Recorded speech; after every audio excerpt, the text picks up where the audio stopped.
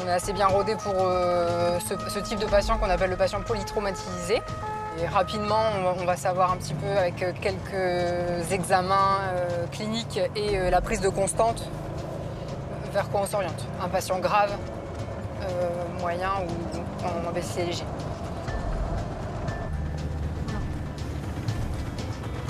L'accident s'est produit dans cette maison en ruine que le propriétaire est en train de rénover. Bonjour. Bonjour. Monsieur. Bonjour monsieur, je suis le médecin. Monsieur qui est tombé de là-haut. La charpente? Ouais. Là-haut. Et en fait, il a fait un petit étourdissement là-haut et en fait, il est tombé. D'accord. Donc là, il a une grosse douleur au niveau du dos et au niveau de la poitrine.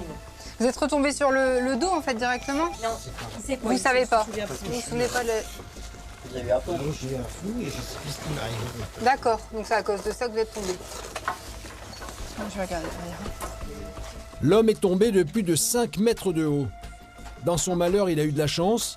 Il aurait pu s'empaler sur les poutres et les gravats dispersés au sol. Ce sont ses voisins qui sont venus à son secours. Il ne voulait pas qu'on appelle les pompiers, ni sa femme, et il voulait qu'on l'aide. Le couple a eu le bon réflexe. Il a interdit à la victime de se relever et a appelé les pompiers. Après une pareille chute, l'homme pourrait avoir une lésion à la colonne vertébrale et le moindre mouvement pourrait entraîner une paralysie. Là, je vous fais mal? Là? Non, c'est parce que Vous avez mal où? Dites-moi. Hein.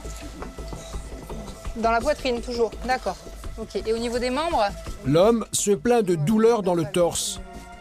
L'urgence est de le ramener assez rapidement à l'hôpital de Valenciennes pour pouvoir faire le bilan scanographique. Après avoir sécurisé sa nuque, les pompiers l'emmènent dans l'ambulance. Mais il n'y a pas que ces blessures qui inquiètent Marie-Odile. Il y a aussi la cause de la chute. Donc, monsieur n'a pas chuté par accident, mais bien, il explique bien qu'il y a eu une perte à un moment de conscience. Donc ça peut être une chose potentiellement grave. Et puis, il y a quand même les conséquences où il y a quand même une suspicion de hémopneumothorax. C'est quand même une contusion pulmonaire qui est à surveiller, qui peut s'aggraver. En tout cas, qui là, pour l'instant, stable, mais qui peut s'aggraver. Le blessé n'a pas conscience de la gravité de son cas.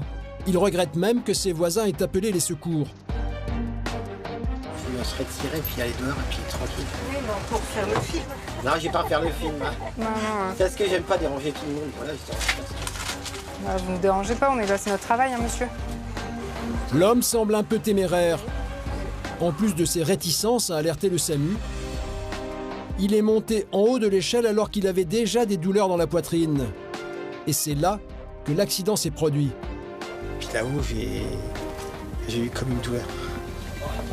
Puis je sais pas ce qui m'arrive. Après, je suis tombé.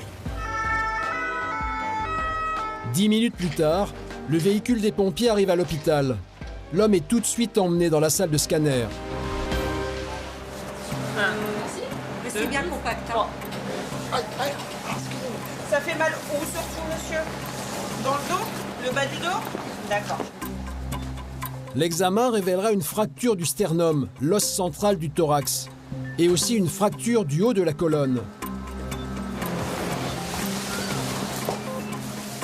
Le patient doit une fière chandelle à ses voisins qui l'ont obligé à appeler les secours. Le fait de ne pas vouloir nous déranger aurait pu engendrer des conséquences pour lui.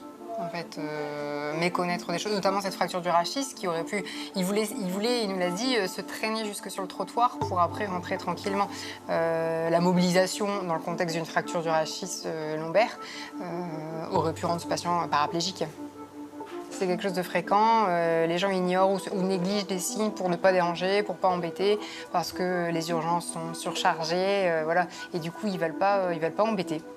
Ni les pompiers, ni le SMUR, puisque c'est pas grave. Pour eux, c'est pas grave, ça va passer. Les examens ne révéleront aucun problème cardiaque. L'homme devra rester immobilisé dans un corset pendant plusieurs semaines. Tous les ans, Marie-Odile, Dimitri et Nicolas viennent en aide à plus de 5000 patients dans le Valenciennois. Et parmi eux, nombreux sont ceux qui leur doivent la vie.